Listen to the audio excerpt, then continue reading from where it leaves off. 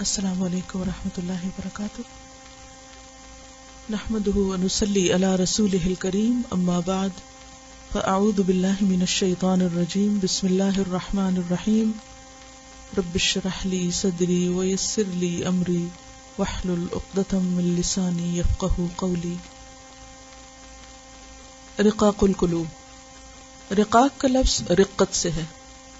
رقت قلب، رقت آمیز اردو میں بھی استعمال ہوتا ہے، اور قلوب قلب کی جمع ہے. رقاق القلوب دلوں کو نرم کرنا. عن عبداللہ بن بسر ان اعرابیا قال یا رسول اللہ من خیر الناس قال من طال عمره وحسن عمله. رواہ الترمذی کتاب الزہد. سیدنا عبداللہ بن بسر رضی اللہ عنہ سے روایت ہے کہ ایک اعرابی نے عرض کیا، اے اللہ کے رسول صلی اللہ علیہ وسلم، لوگوں میں کون سب سے بہتر ہے؟ آپ نے فرمایا، جس کی عمر زیادہ ہو اور عمل نیک ہو. لفظی وضاحت. عن عبداللہ بن بسر، عبداللہ بن بسر سے روایت ہے، صحابی ہیں. وہ کہتے ہیں ان اعرابین کے ایک اعرابی یعنی بدو وہ حاضر ہوا. قال، اور اس نے کہا، یا رسول اللہ، اے اللہ کے رسول صلی اللہ علیہ وسلم، من خیر الناس، لوگوں میں سے اچھے کون ہیں؟ قال، فرمایا، من جو کوئی، طال طویل ہو، لمبی ہو، عمرہ اس کی عمر، وحسن اور اچھے ہوں، عملہ اس کے عمل. رواہ الترمذی، اسے ترمذی نے روایت کیا ہے. جیسے کہ آپ جانتے ہیں کہ کثرت سوال کو ناپسند کیا گیا تھا، تو صحابہ کرام نبی صلی اللہ علیہ وسلم سے بہت کم سوال کرتے تھے اور بہت ہی ضروری سوال کرتے تھے، اور وہ اس انتظار میں رہتے تھے کہ باہر سے کوئی شخص آئے اور آ کر سوال کرے، اور اس کے سوال کی وجہ سے انہیں بھی مزید اچھی باتیں معلوم ہوں. صحابہ کرام کے لیے یہ بات کتنی مشکل ہوتی ہوگی کہ علم کا خزانہ ان کے درمیان ہو، اللہ کا پیغمبر ہو، اور ہر بات کی حقیقت معلوم کی جا سکتی ہو، لیکن اس کے باوجود ان پر یہ پابندی بھی ساتھ ہو. تو یہ ایک مشکل مرحلہ تھا، لیکن اسی میں ان کی اور ہم سب کی عافیت اور بھلائی تھی، کیونکہ بسا اوقات سوالوں کی کثرت انسان کے لیے کام کو مشکل کر دیتی ہے. آپ صلی اللہ علیہ وسلم نے ایک اور جگہ پر فرمایا، ہلک المتنطعون، بال کی کھال اتارنے والے ہلاک ہو گئے. کیونکہ جب انسان کو ایک عام حکم ملتا ہے، ایک سادہ حکم ملتا ہے، اور انسان اس پر عمل کا ارادہ کر لیتا ہے اور اپنی سمجھ کے مطابق صحیح طور پر اسے کر لیتا ہے، تو وہ کرنا زیادہ آسان ہوتا ہے بنسبت اس کے کہ بہت زیادہ پوچھ کر اس بات کو مشکل کر لیا جائے اور پھر اس پر عمل کرنا ناممکن ہو جائے. جیسے بنی اسرائیل کے لیے گائے کے ذبح کرنے کا حکم آیا تو انہوں نے سوالوں کی کثرت سے اس عمل کو اپنے لیے انتہائی مشکل بنا لیا. بہرحال جب بھی اعرابی آتے وہ سوال کرتے، اور انہی میں سے ایک نے آ کے سوال کیا، یا رسول اللہ من خیر الناس، اے اللہ کے رسول صلی اللہ علیہ وسلم، لوگوں میں سب سے اچھا کون ہے؟ کون خوش قسمت ہے؟ Who is the lucky person؟ قالا، تو آپ نے فرمایا، من طال عمرہ، جس کی عمر لمبی ہو. یعنی عمر کا لمبا ہونا خوش قسمتی کی علامت ہے، لیکن شرط یہ ہے وحسن عملہ، کہ اس کے عمل اچھے ہوں، کیونکہ اگر عمر لمبی ہو اور عمل خراب ہو تو وہ انسان کے لیے وبال جان ہے. آپ کو نماز نبی کی وہ حدیث یاد ہے جس میں ایک شخص شہید ہوا اور دوسرا اس کے مقابلے میں 1 سال بعد فوت ہوا، اور خواب میں اسے دیکھا گیا کہ وہ جنت میں شہید سے بھی آگے، اس کا درجہ زیادہ ہے. تو اس پر لوگوں کو حیرت ہوئی، کیونکہ عام طور پر یہی سمجھا جاتا ہے نا کہ شہید جو ہے وہ بلند منزلوں پر ہوگا. تو جب اس کی وجہ پوچھی گئی تو آپ نے کیا فرمایا؟ اس 1 سال کے اندر اس نے جو نمازیں پڑھی، جو سجدے ادا کیے اور جو نیکیاں کی، اس کی وجہ سے اس کا درجہ بلند ہو گیا. تو ایک حقیقت ہے کہ زندگی کا ایک ایک دن قیمتی ہے، ایک ایک نماز قیمتی، اور ایک ایک نیکی کا موقع مل جانا انسان کی سعادت اور خوش قسمتی کی علامت ہے. کسی بھی نیکی کا چانس مل جانا اور پھر اس کو اویل کرنے کی توفیق نصیب ہو جانا، یہ ہے خوش قسمتی. ورنہ بہت سے لوگ ان کے پاس بہت سی فرصت ہوتی، فراغت ہوتی، مصروفیت ایسی نہیں ہوتی، لمبی عمر بھی ہوتی، لیکن انہیں نہیں پتا ہوتا کہ انہیں کرنا کیا ہے. بعض اوقات نیکی کے مواقع سامنے ہوتے ہیں اور وہ نہیں کر پاتے. اس کی کیا وجہ ہوتی ہے کہ انسان کے پاس فراغت بھی ہو، فرصت بھی ہو، صحت بھی ہو، طویل عمر بھی ہو، اور پھر وہ اچھا نہ کر پائے؟ اس کے کیا اسباب ہوتے ہیں؟ نمبر 1، علم کی کمی، پتہ ہی نہیں کہ کرنا کیا چاہیے، ڈائریکشن لیس ہونا. نمبر 2، سستی، لاپرواہی اور سستی. نمبر 3، مناسب ماحول کا میسر نہ ہونا، کیونکہ ہر ماحول کا اپنا ایک اثر ہوتا ہے.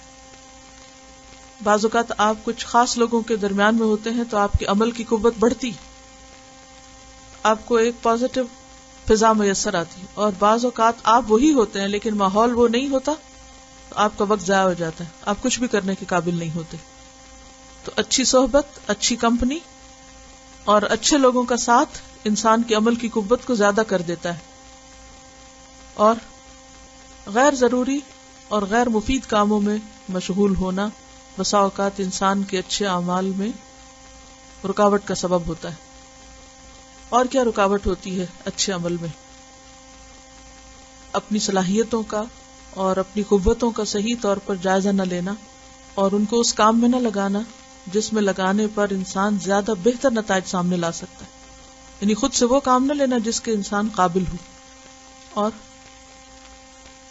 دل کی سختی، بے حسی، لوگوں کا ڈر، گناہ نیک عمل کے راستے میں رکاوٹ بنتے ہیں. ترجیحات قائم نہ کر سکنا، نیک عمل کی اہمیت محسوس نہ کرنا، اللہ سے مدد اور توفیق نہ مانگنا، بعض مشکلات پہ صبر نہ کرنا، انیشیٹو نہ لینا.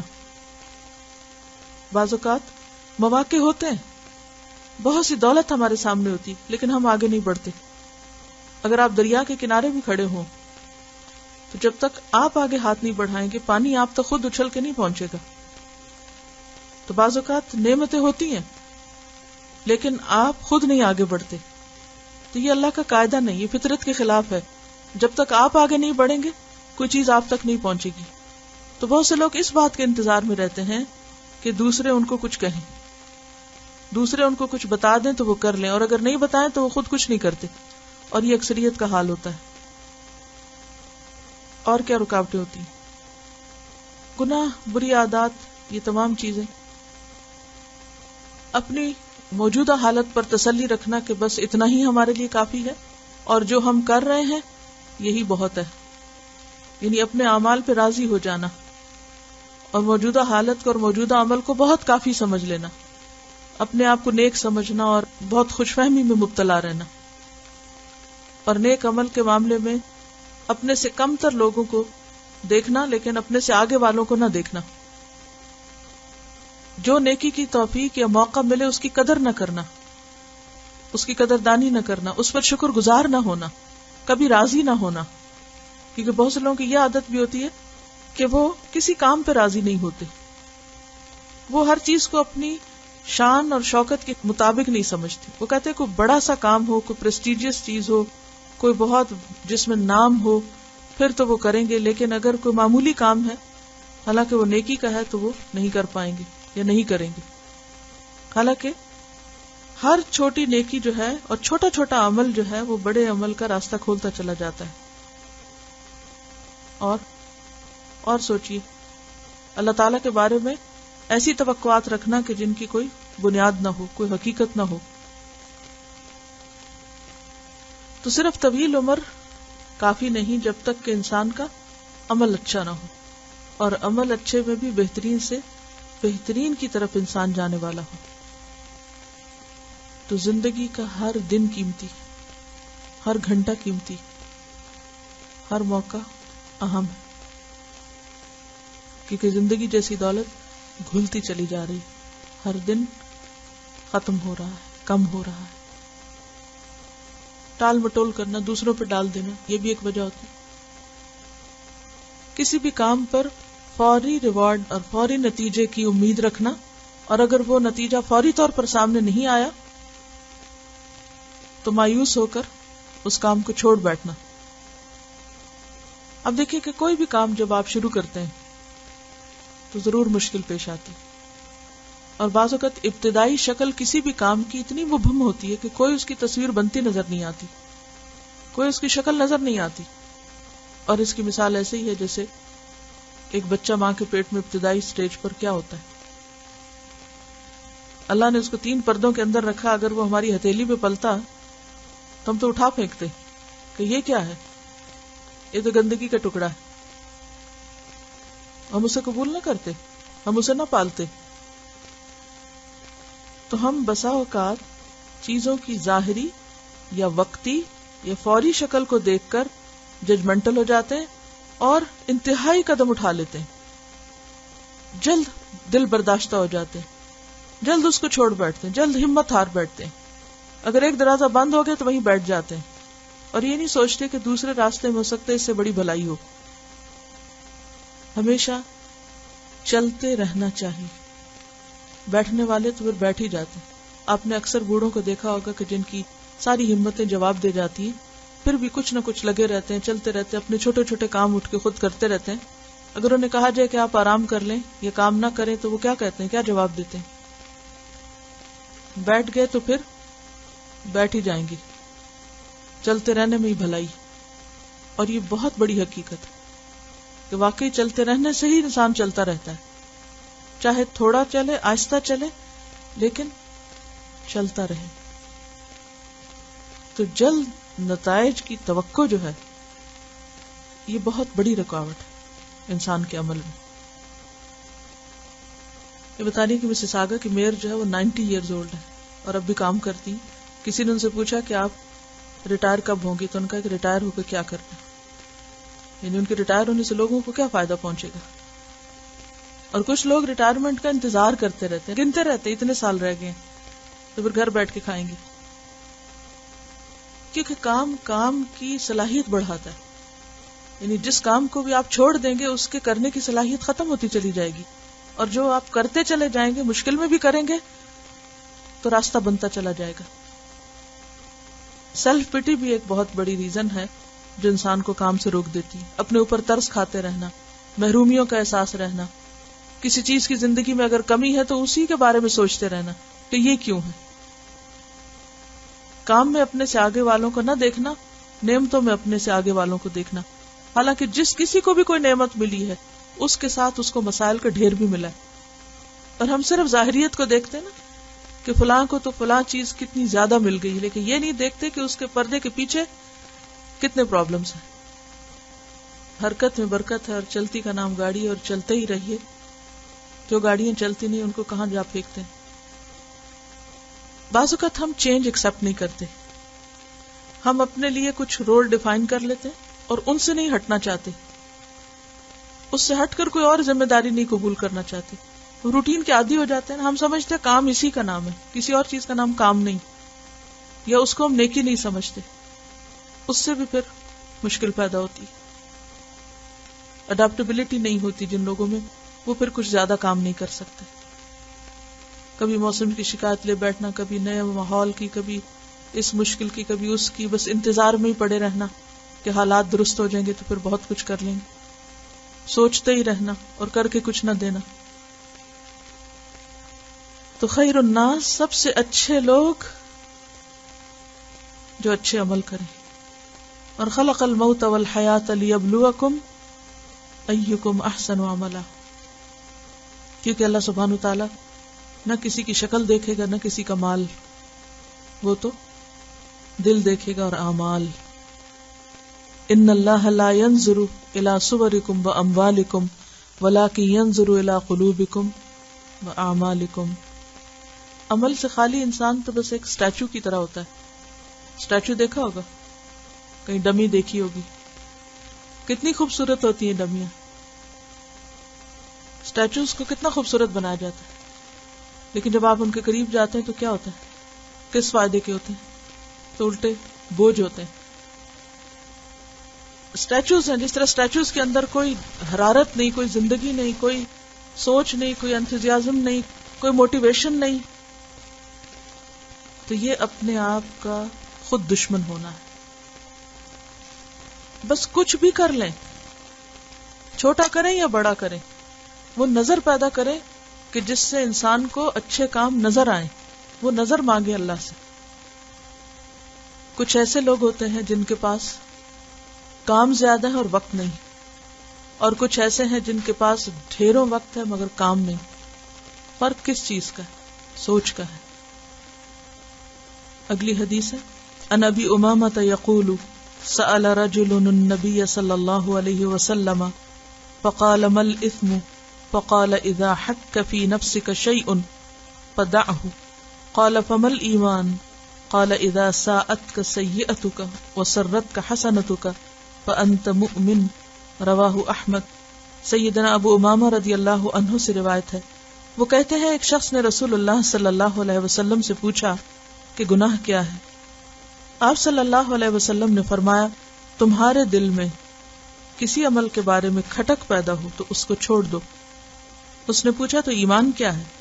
آپ نے فرمایا جب تمہیں اپنی غلطی بری لگے اور اپنی بھلائی اچھی لگے تو تم مومن ہو.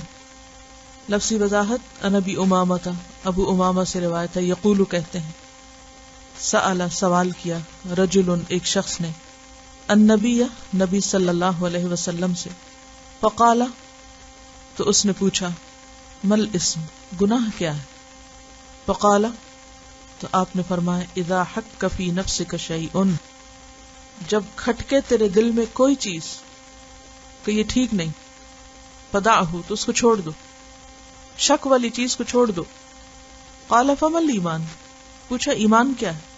قال اذا ساءتک سیئتک جب تجھے بری لگے اپنی برائی، اور سرت کا اور خوش کرے تجھ کو حسنتک تیری اپنی اچھائی، جب تجھے تیری اچھائی خوش کرے فانت مؤمن تو تو مومن. تو انسان کون ہے؟ جس کے اندر حرارت ہو، جس کا ضمیر زندہ ہو، جس کی فطرت زندہ ہو، جو فطرت پر ہو، جس کے اندر نیکی اور بدی کا احساس موجود ہو، اور صرف احساس ہی نہ ہو بلکہ نیکی پر ایکشن لے. نیکی سامنے آئے تو اختیار کر لے، اور بدی سامنے آئے تو اس سے بچنے کی فکر کرے. نیکی کر گزرے اور برائی کو چھوڑ دے. اور یہ نیکی اور بدی کا احساس جو ہے یہ بالکل فطرت میں ہے، یعنی اللہ تعالیٰ نے ہر انسان کے اندر رکھ دیا. یہ کوئی سیکھنے کی چیز نہیں ہوتی، یہ آلریڈی بلٹ ان ہوتی، یہ ساتھ ہی آتی ہے. کچھ چیزیں ہوتی ہیں نا، آپ مشین خریدتے ہیں، مثلا کمپیوٹر خریدتے ہیں، تو کچھ چیزیں اس میں کچھ پروگرامز بلٹ ان ہوتے ہیں، ساتھ ہی آتے ہیں، اور کچھ ایسے ہوتے ہیں کہ جو آپ کو انسٹال کرنے پڑتے ہیں. تو بالکل اسی طرح کچھ چیزیں انسان کے ساتھ ہی آتی ہیں، وہ پروگرامنگ ہوئی بھی ہوتی ہے. اس آپ کے جتنے بھی system, digestive system, circulatory system, باقی جو ہیں خود بخود فنکشنل ہوتے ہیں، آٹومیٹک ہوتے ہیں. تو موسٹلی وہ فزیکل ہماری جو باڈی ہے اس سے ریلیٹڈ ہوتے ہیں. لیکن نیکی اور بدی کی پہچان بھی ان بلٹ ہے، اندر ہی رکھ دی گئی ہے. اور پھر ہر انسان کے اندر، خواہ کوئی مسلم ہو یا کافر ہو یا کوئی بھی ہو، تو اصل انسان وہ ہے جس کی فطرت زندہ، جس کا ضمیر زندہ ہو. انسان اس وقت مرتا ہے جب اس کا ضمیر مرتا ہے، اور جب ضمیر زندہ ہوتا ہے تو وہ اس کو بتاتا رہتا ہے کہ یہ غلط ہے، یہ درست نہیں، یہ تم زیادتی کر رہے ہو، یہ دوسرے کا حق مار رہے ہو.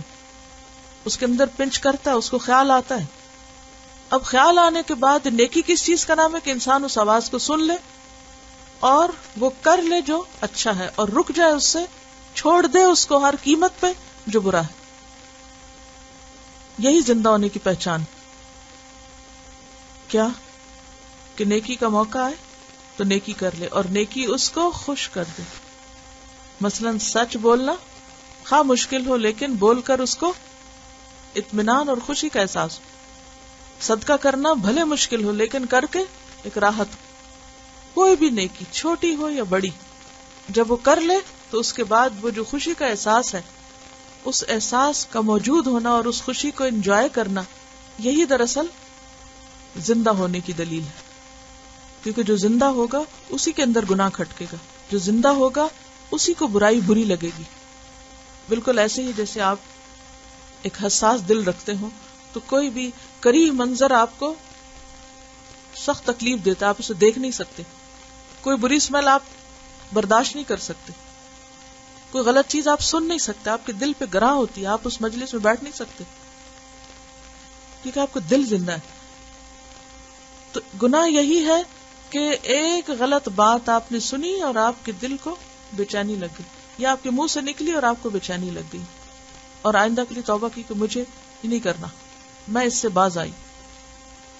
تو اسی چیز کا نام ایمان ہے پھر، کہ جب انسان کو اپنے ضمیر کے خلاف چلنا مشکل لگے، اور اگر انسان دل کی آواز پہ کانی نہ دھرے اور پھر غلط کام پر بے حسی اختیار کرے، تو بظاہر تو شاید بہت آسانی ہے اس کے لیے، لیکن دل کا سکون برباد ہو جاتا ہے.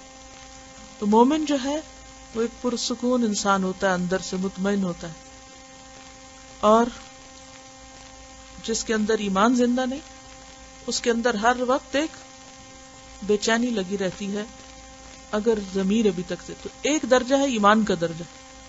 جن لوگوں کا ایمان کا درجہ بلند ہوتا ہے یا وہ بلب روشن ہوتا ہے تو ان کی پہچان بہت تیز ہوتی ہے. لیکن کچھ لوگوں کے پاس ایمان نہیں ہوتا مگر پھر بھی فطرت زندہ ہوتی، ضمیر زندہ ہوتی، تو ان کے اندر بھی ان کی جو سینسری پار ہے وہ بہت اچھی ہوتی ہے، اور جو ہی ان کے سامنے حق آتا ہے تو اسے قبول کر لیتے، دیر نہیں لگاتے، فوراً ایکسپٹ کر لیتے، اور جب انہیں پتہ چلتا ہے کہ یہ چیز غلط ہے فوراً اس کو چھوڑنے لگتے ہیں.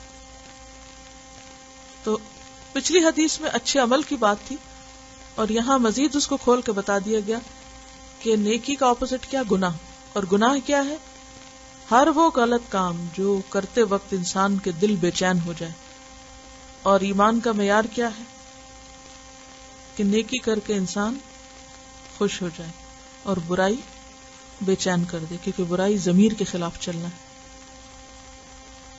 بسا اوقات ہمیں کسی بھی معاملے میں دین کا حکم نہیں پتا ہوتا واضح، یا کوئی فتویٰ نہیں ہم نے پڑھا ہوتا، یا ہمیں اس کے اوپر کوئی رولنگ نہیں پتا ہوتی کہ حلال ہے یا حرام ہے. تو اس سے پہلے کہ وہ حلال یا حرام پتا چلے، وہ چیز اگر فطرت زندہ ہو تو خود ہی کھٹکنے لگتی. دیکھیے جیسے احساس ہو نا، جیسے درد کا احساس ہے ہمارے جسم کے اندر، اللہ تعالیٰ نے کچھ ایسا نظام رکھا ہے کہ ہمیں گرمی محسوس ہوتی ہے، سردی محسوس ہوتی ہے، تکلیف محسوس ہوتی ہے. کچھ لوگوں کا جب یہ نظام متاثر ہوتا ہے تو ان کو تکلیف ہو بھی تو درد نہیں ہوتی، اور جب درد نہیں ہوتی تو وہ اپنا دفاع بھی نہیں کر سکتے. اسی طرح ان کا ٹیسٹ نہیں ہوتا، خوشبو نہیں ہوتی، کلر بلائنڈ ہوتے ہیں. تو نتیجہ کیا ہوتا ہے؟ فرق نہیں کر پاتے، صحیح چیز کا انتخاب نہیں کر پاتے. اسی طرح کچھ لوگوں کے دل اندھے ہو جاتے ہیں، ضمیر مردہ ہو جاتے ہیں، بے حس ہو جاتے ہیں، لہذا وہ بھی اچھے اور برے کا فرق نہیں جان پاتے. جی یہ ایک عام سوال ہوتا ہے کہ لوگ آ کے کسی کی برائی ہم سے کرتے ہیں اور ہم پھر اس کو سنیں کہ نہ سنیں، اور پھر ان کو مشورہ دیں یا نہ دیں. اس معاملے میں یہ ہے کہ 2-3 چیزیں ذہن میں رکھیں. نمبر 1 یہ ہے کہ اگر ممکن ہو تو نام جانے بغیر، کیونکہ بسا اوقات آپ کو اس سے کوئی غرض نہیں کہ کون کیا کر رہا ہے، آپ کو بتانے والے کو یہ بتانا ہے کہ یہ صحیح ہے یا غلط ہے، تو ناموں کے پیچھے نہ پڑیں. لیکن اگر فیصلہ کرنا مشکل ہو تو پھر آپ نام بھی جان سکتے ہیں. دوسری بات یہ ہے کہ اس میں آپ کا انٹرسٹ نہ ہو. جیسے گندی چیز میں کوئی پرسنل انٹرسٹ نہیں ہوتا نا، وہ انٹرسٹ نہ ہو، وہ ایک مجبوری کے تحت بات سنی جائے. کیونکہ اگر آپ دوسرے کا مسئلہ سنتے ہوئے انجوائے کرنے لگ گئے ہیں، اچھا پھر اور کیا ہوا، اور مزید کریدنے بھی لگ گئے ہیں، تو پھر آپ اس میں شریک ہو گئے ہیں. یہ بالکل ایسے جیسے ایک ڈاکٹر کے پاس مریض لایا جاتا ہے تو مریض کی حقیقت وہ کتنی سنتا ہے، کس درجے میں اور کس دل سے. اسے اس سے ہمدردی تو ہوتی ہے، انٹرسٹ تو نہیں ہوتا نا. جب وہ بتاتے میرے سر میں درد ہے اور میرے کمر میں درد ہے اور ایسا ہے اور ویسا ہے، تو اس کو کیا مزہ آئے گا اس کو سن کے؟ کسی کی بھی تکلیف کی باتیں سننے سے کوئی مزہ تھوڑی آتا. اسی طرح اگر کوئی کسی کی شکایت آپ کو آ کے کر رہا ہے یا کوئی مسئلہ بتا رہا ہے تو اس میں مجبوری اور ایک ضرورت تو ہو سکتی ہے کہ آپ نے علاج پیش کرنا ہے، لیکن انٹرسٹ کوئی نہیں ہو سکتا. سورۃ الشمس میں آتا ہے فَأَلْهَمَهَا فُجُورَهَا وَتَقْوَاهَا. تو چیزیں تو اندر ہیں، اللہ نے ڈال دی ہیں. ضرورت یہ کہ آپ کا ضمیر زندہ ہو، آپ کا دل روشن ہو اور آپ کو نظر آ جائے. سبحانک اللہم و بحمدک نشہد ان لا الہ الا انت نستغفرک و نتوب الیک. السلام علیکم و رحمۃ اللہ وبرکاتہ.